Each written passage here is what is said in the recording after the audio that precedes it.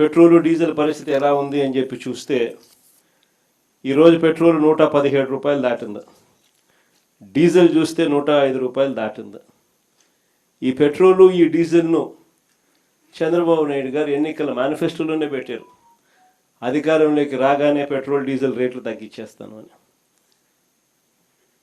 చంద్రబాబు నాయుడు గారు అధికారంలోకి వచ్చి 2 ఏళ్ళు అయిపోయింది, 3వ సంవత్సరం కూడా మొదలైంది. ఈరోజు పెట్రోలు డీజిల్లు విపరీతంగా బాదుడు కనిపిస్తూ ఉంది. ఇప్పటికే పెట్రోల్ 117 రూపాయలు దాటింది, డీజిల్ 105 రూపాయలు దాటింది.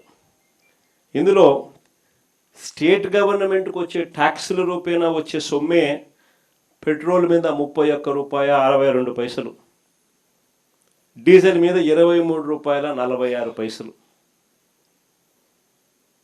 ఒక్క పెట్రోల్ డీజిల్ మీద మాత్రమే రాష్ట్ర ప్రభుత్వానికి వచ్చే ఆదాయం.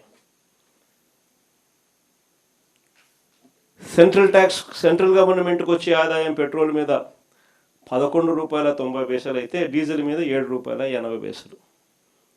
మరి ఈరోజు 117 రూపాయలు పెట్రోల్ కనపడుతుంది, 117 రూపాయల 10 రూపాయలు, డీజిల్ 105 రూపాయల 10 రూపాయలు. మరి ఇంత దారుణమైన బాధుడు కనిపిస్తూ ఉన్నప్పుడు నీ పెట్రోల్ మీద నీకు వచ్చే ట్యాక్సులు, డీజిల్ మీద నీకు వచ్చే ట్యాక్సులు నువ్వు ఎందుకు తగ్గించడం లేదయ్యా? ఎన్నికల మేనిఫెస్టోలు నువ్వే కదా ఈ మాటలన్నీ రాశావు కదా అని చెప్పి అడిగితే మాత్రం చంద్రబాబు నాయుడుకు బీపీ పెరుగుతుంది.